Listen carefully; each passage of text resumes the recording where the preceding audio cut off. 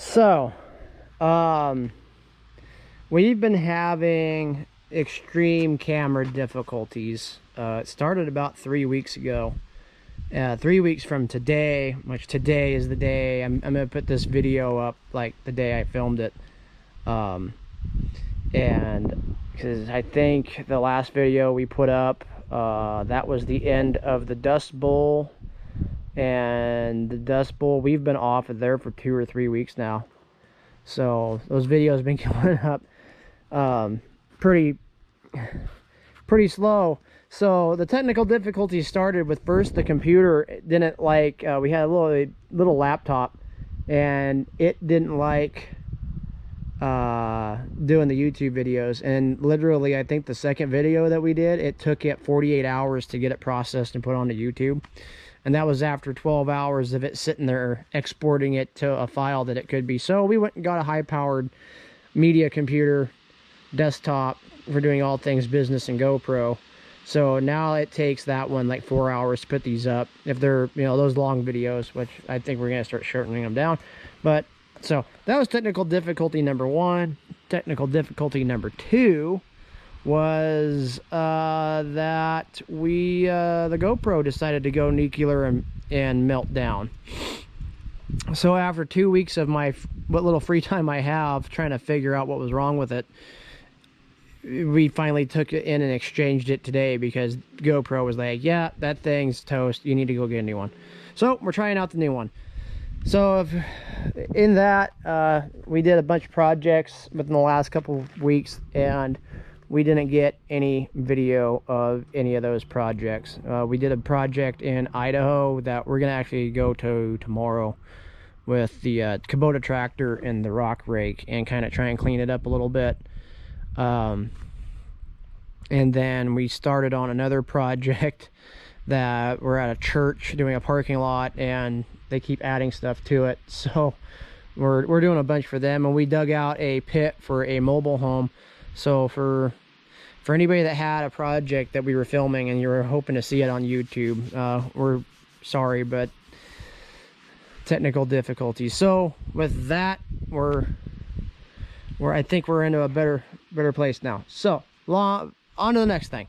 Next thing is bought a new truck for the company. For the last, since we started the company, we've been using this truck, and this truck we got when I was in high school, and we got it in 2006. It's a 2004, and it's showing its age a little bit, but mechanically it still runs great because we've taken very good care of it. But you can't go driving 1,000 miles a week and expect it to last very long. So we got another truck. We got that thing. So that thing came, and it's a 93 F350, and it's got the 7.3 IDI, not the Power Stroke, but the IDI. And it needs a little bit of work. I mean, like, it doesn't have a back seat, and you know, this is actually kind of the mess it had when I got it. I just, you know, added a Pierce excavation hat, and there's a few things in here I've added, but I haven't really had the time to clean it out in 3 weeks. It's got this really big subwoofer in it. Apparently it had 3 or 4 of those in here before the guy I got it from took it out. It's got these 2 great big amps, and it used to have a VCR, DVD player, and TV sitting right there, and some custom interior stuff going on. And the guy I got it from took it all out. But I'll tell you right now, when you're listening to something that's got a lot of bass and it drops, that sucker right there will make you tickle in places you didn't even know you had. And I mean, that was a big selling point right there. You know, these Ford doors are notorious for being real easy to shut.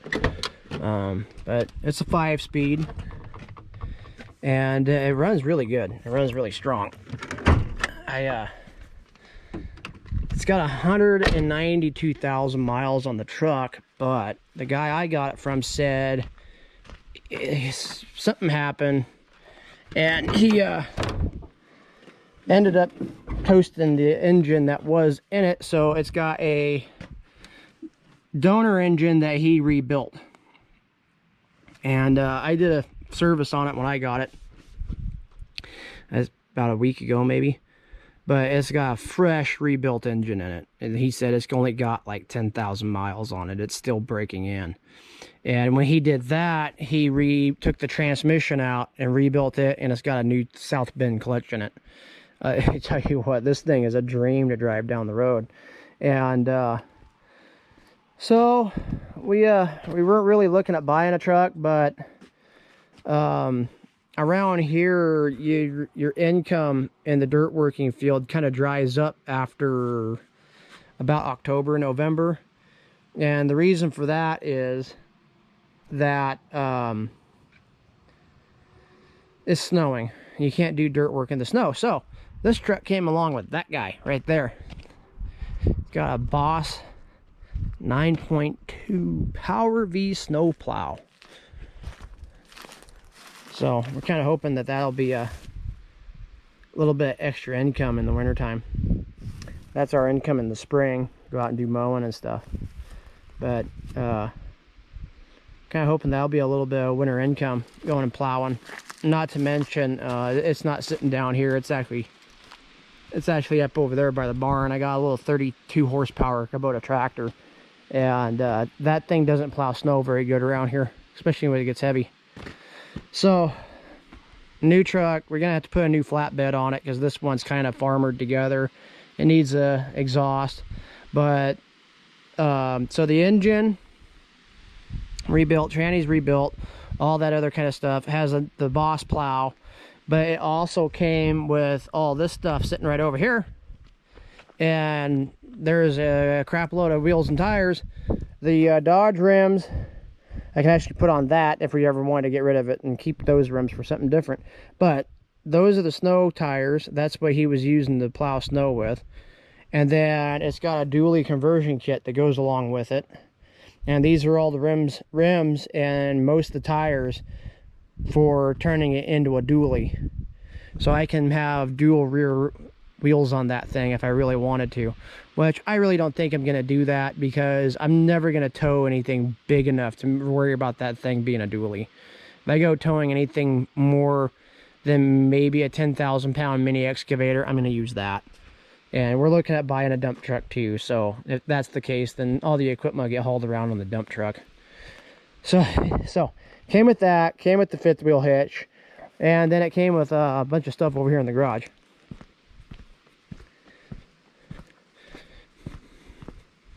And it's gonna pretend like the World War II Jeep's not there right now, because I'm sure people will be asking questions about it.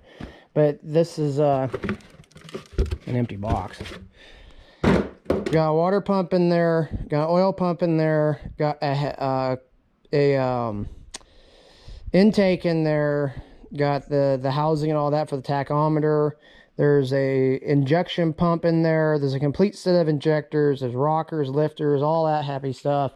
There's 2 heads and 2 valve covers there. It came with the whole upper end of the other engine that was toast, because he said that was all really good stuff. I don't know. I haven't really monkeyed around with it, but that all came with it. So we got probably $20,000 worth of stuff. I know some people are going to be saying, wow, you're way off on your figures. That injection pump is worth new to get one. That's $1,500. To get a decent one that's used is about $650. The injectors, well, those are maybe, those aren't that expensive and nothing to really get excited about. But, the heads, all that stuff, the dually conversion kit, all that stuff, corgi butt, that's all worth some serious change. And the guy only wanted $12,000 for the whole entire package, bring everything home, including the pickup. And I just couldn't, because that's a good deal.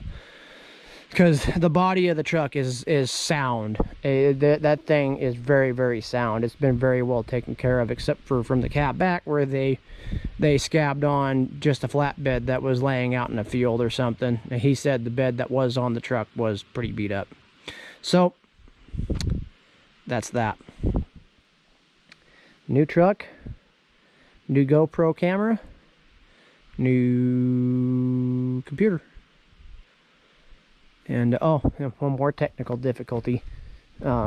I'm not going to go saying who built it, but I wouldn't buy from them ever again, or buy one of their products ever again, because they built that toolbox too, and it's already falling apart. My slip tank's got a crack in it right down there, and it's leaking fluid, i.e. $3.40 a gallon diesel all over the bed of this truck. And that's like no bueno. I better not forget those. So I gotta get this job we're on right now wrapped up, and then it looks like I'm gonna be buying another slip tank. So alrighty, well, tomorrow, which is Sunday, the day before Labor Day, we are gonna actually load the tractor and the landscaping rake up, and we're gonna head off to Idaho with it for the day to clean up a driveway that we built